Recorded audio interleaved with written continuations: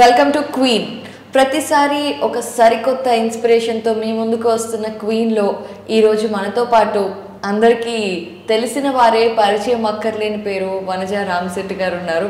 ఆవిడ గురించి ఇంట్రడక్షన్ చెప్పాలి అని నేను అనుకుంటే ఒక్కటి అని కరెక్ట్గా థాట్, ఎందుకంటే షీఈ్ లైక్ వేదిక్ న్యూట్రిషనిస్ట్, అలాగే ఆస్ట్రాలజర్, అలాగే టారో రీడర్. వీటన్నిటికంటే పాటు అసలు ఆవిడ ఇన్స్పిరేషన్ కానివ్వండి, మోటివేషన్ కానివ్వండి మాట్లాడితే మనకెక్కడో నిద్రపోతున్న గోల్స్ కూడా, డ్రీమ్స్ కూడా గుర్తొచ్చి will be so energised. So ఇంత ఎనర్జెటిక్గా, ఇంత స్ట్రాంగ్గా ఇంతమందిని ఇన్స్పైర్ చేయటం వెనుక కూడా ఖచ్చితంగా ఒక హార్డ్ స్టోరీ ఉండుంటుంది. దాని గురించి, ఆ సక్సెస్ గురించి అన్నీ మాట్లాడుకుందాము. ముందైతే పలకరిద్దాం. నమస్తే అండి. నమస్తే మా.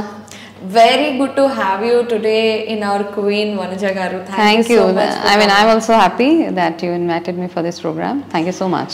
So basically mana Telugu audience andarki meeru astrologer ga telusu, nutritionist ga telusu, tarot reader ga telusu. So a lot of you. So meeku personal ga Vanaja Ramashetti anagani meeku personal ga starting gurtochedi enti? I'm a nutritionist and a cancer coach. Okay, Vanaja Ramashetti ante I want to establish myself as a person who gives hope to cancer survivors. So Vanaja Ramasetti గారు, దీని గురించి కూడా చాలా మనం discuss చేద్దాము.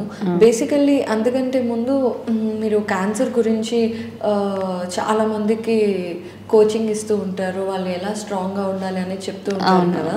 So అసలు cancer గురించి ఎందుకు చెప్పాలి అని అనుకున్నారు మీరు? బికాస్ క్యాన్సర్ గురించి అంటే because I have overcome that. నాకు when I had cancer in 2017, I had stage 3 breast cancer. అది వచ్చిన తర్వాత అంటే చాలామంది ఉన్నారు ఇప్పుడు క్యాన్సర్ వచ్చిన తర్వాత క్యాన్సర్ కోచెస్గా అవుతారు, ఇవన్నీ ఉన్నాయి. But yeah, I think I also had that same thing. నాకు కూడా అనిపించింది. కొంతమంది ఏంటంటే ఆ క్యాన్సర్ వచ్చిన తర్వాత ఆ టైంలోనే కాస్త మాట్లాడతారు. But I wanted to continue it. Okay, as a cancer coach నాకేంటంటే, యాజ్ అ క్యాన్సర్ సర్వైవర్ నాకేమనిపించిందంటే I have to spread awareness. Okay, ఎందుకు క్యాన్సర్ వస్తుంది, దేనికి, nobody knows. Seriously, if you ask anybody మీకు క్యాన్సర్ ఎందుకు వచ్చింది అంటే you don't have an answer. But what you can do, cancer వచ్చిన తర్వాత how should you change your lifestyle, how can you stay motivated, how can you stay positive. ఇవన్నీ ఏంటంటే it all depends upon what we are doing, how much you love yourself. మిమ్మల్ని మీరు ఎంతగా ఇష్టపడతారో, మీ లైఫ్లో ఇంకా ఏదైనా చెయ్యాలి అనే ఒక ఆశ ఉంటే తప్పిస్తే మనము ఏదైనా చేయలేము. అలా అనిపించింది నాకు. అనిపించి దెన్ నేను అనుకున్నాను, సరే ఈ క్యాన్సర్ వచ్చి తగ్గిన తర్వాత వాట్ నెక్స్ట్, ఏం చేద్దాము. I had lot of options to do. Job చేయొచ్చు, ఏదైనా చేయొచ్చు. I can do a business, I can do job. But నాకు అనిపించింది but I should, in India చాలా తక్కువ ఉన్నారు cancer coaches. Okay, cancer coachings ఇక్కడ ఇండియాలో చూసుకుంటే చాలా తక్కువ ఉన్నాయి. In other countries you see lot of cancer coaches. ఇక్కడ చాలా తక్కువ ఉన్నారు. అదొకటి తక్కువ ఉండడం పక్కన పెట్టేస్తే నాకు అనిపించింది there should be something meaningful which I need to do. మీనింగ్ఫుల్గా ఏదైనా చేసి నాకు end of the day I should be happy and satisfied with what I'm doing. So coming to it, very very happy to see you successfully. అసలు క్యాన్సర్ని survive అవడం అనేది, మనం survive అయిన తర్వాత బయటకు వచ్చిన తర్వాత మాట్లాడడం వేరు. ఆ ఫేస్ అనేది చాలా డిఫికల్ట్గా ఉంటుంది.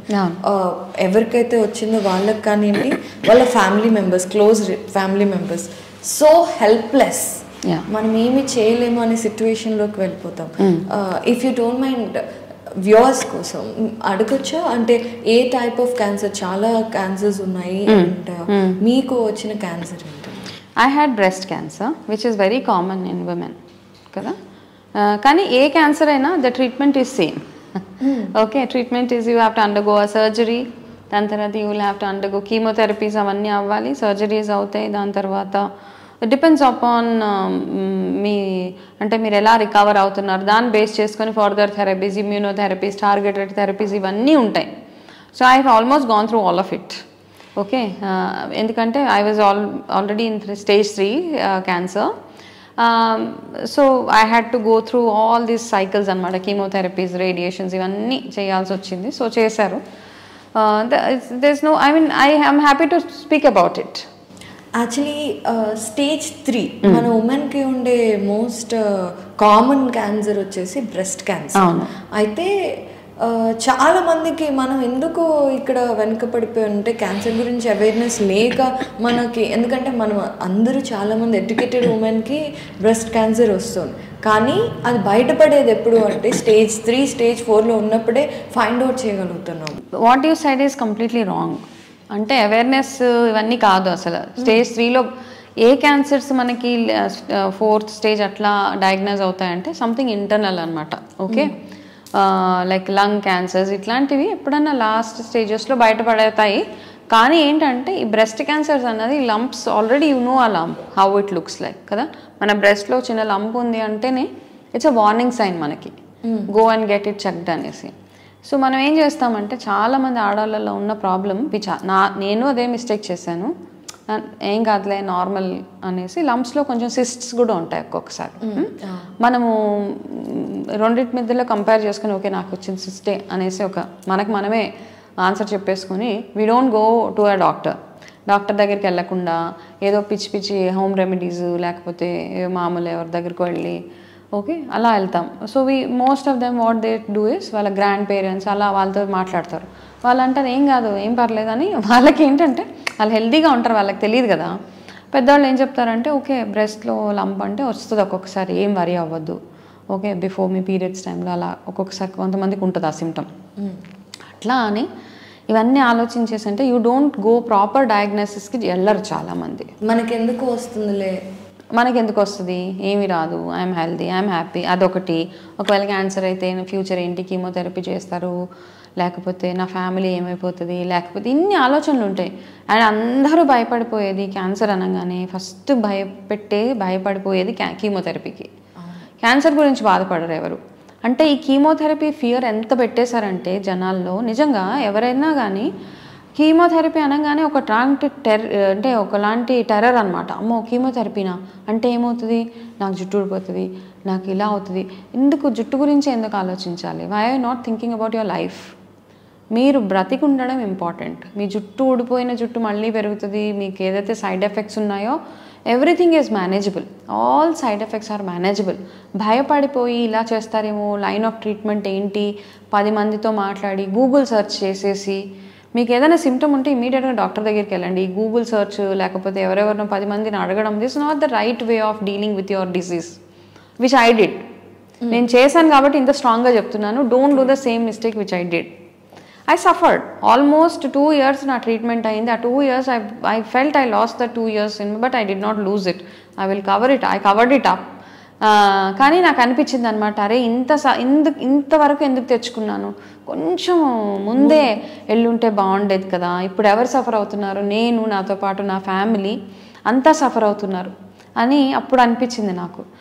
అవన్నీ పాయింట్స్ అనమాట నాకు ఈ క్యాన్సర్ కోచింగ్లోకి రావడము, న్యూట్రిషనిస్ట్ అవ్వడము, ఇవన్నీ ఏంటంటే these are all the trigger points for me. Okay, అన్ని డాట్స్ కనెక్ట్ చేసి then finally the outcome is what I am here. అది సో అది తెలకపోవడం ఏమి ఉండదు. బ్రెస్ట్లో లంప్స్ ఉన్నాయా రెగ్యులర్గా చెక్ చేసుకోవడము. చిన్న పిల్లలకు కూడా వచ్చేస్తుంది. My youngest client is 19 year old. Okay, she had breast cancer. అయ్యో, చిన్న పాప. వాళ్ళు కూడా అలాగే అనుకున్నారు ఏం కాదులే అని. 1 year వెయిట్ చేసిన తర్వాత ఫైనల్లీ ఆ అమ్మాయి అన్నది లేదు నాకేదో ప్రాబ్లం ఉంది, వాళ్ళ పేరెంట్స్కి అన్నది నాకేదో ప్రాబ్లం ఉంది, it's not normal lump, I have some problem అని. ఆ పాప ఫోర్స్ చేస్తే వాళ్ళు తీసుకెళ్ళి టెస్ట్ చేపిస్తే it turned out to be very aggressive cancer. Okay, చాలా అగ్రెసివ్ క్యాన్సర్ ఆ అమ్మాయికి. So but luckily she survived. She's going through and chemotherapies అవి చేయించుకుంటుంది. షీస్ జస్ట్ ఈ మధ్య కాలంలోనే.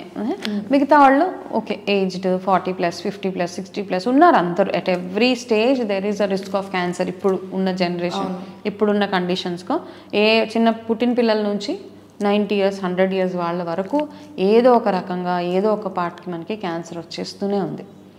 సో దాన్ని ఇగ్నోర్ చేయడం, అండ్ ఏ క్యాన్సర్ అయినా మనకి బాడీ చెప్తూ ఉంటుంది indication something is going wrong, something is, but we ignore. ఇంట్యూషన్ని నమ్మాలి. ఎస్, మనం ఇగ్నోర్ చేసేస్తాం. అబ్బా ట్రీట్మెంట్కి వెళ్ళాలి, అబ్బా హాస్పిటల్కి వెళ్ళాలి, నా ఫ్యామిలీ అయిపోతే ఒకవేళ నాకు ఈ రోగం వచ్చి ఉంటే దీని తర్వాత ఈ ట్రీట్మెంట్ చేసి దీనికి ఇన్ని డబ్బులు ఖర్చు పెట్టాలి, ఇలా ఆలోచించే వాళ్ళు కూడా ఉన్నారు. నాకు వచ్చిన రోగాన్ని అంటే కొంచెం ఒక సాక్రిఫైస్ మోడ్లోకి వెళ్ళిపోతారనమాట, నేను ఇలాగే చచ్చిపోతాను అలాగా. So but all said and done, cancer is not a death sentence. There is hope, you can survive.